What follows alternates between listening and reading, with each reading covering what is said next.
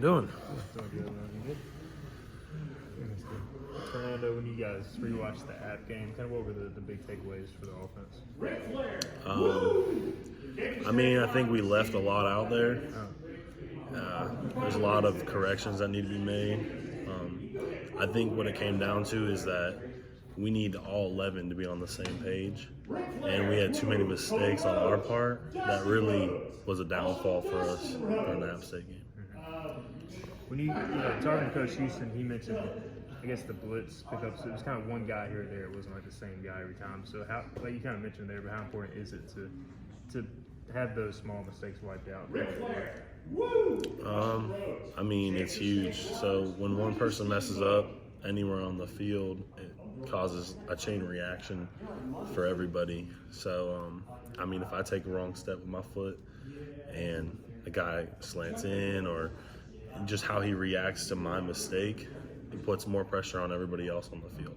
So if I'm not doing my job correctly, fundamentally, then that's putting more pressure on my 10 other teammates. How well do you feel like East Carolina matches up with South Carolina? I think we match up well with everybody. We just got to come out and play our game and do our things fundamentally. And I think we can go toe-to-toe with anybody. Is there any extra motivation playing in an SEC team, or you just ignore that? So at the end of the day, it is up to what you guys do. I think it's just up to what we do. So we just need to keep developing and becoming, a team that's not going to make as many mistakes. So the more we do that, the bigger plays we're going to have, and we're just this is what we got to do. Right. Gotcha.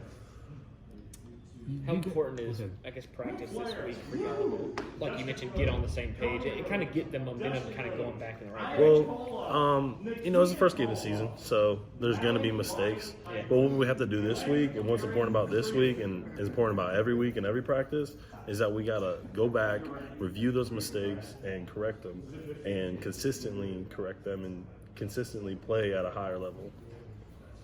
You guys got off to a fast start against Appalachian State. Did you get the sense that it was a very winnable game at that point? Yes, I think any game we walk into is winnable. How, with Avery, how do you think he did first time playing center? I mean, I know you've obviously got a lot of experience there, just from what you could tell when you were in the game or out of the game. I thought he did a very good job communicating.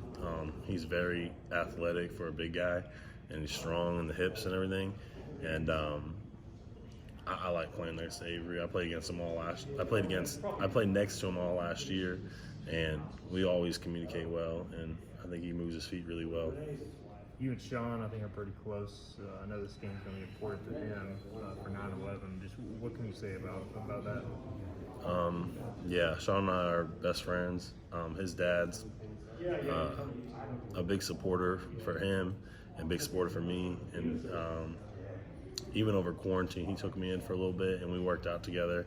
So I'm real close to the Baileys and Big Steve, and I think it's a very motivating for us to play and a very emotional game for us coming up.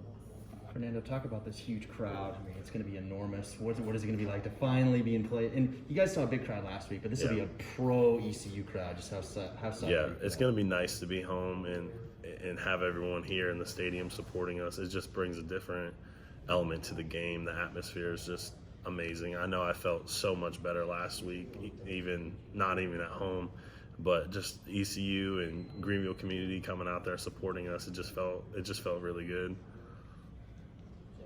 Awesome. Fernando, appreciate it. Thanks, guys.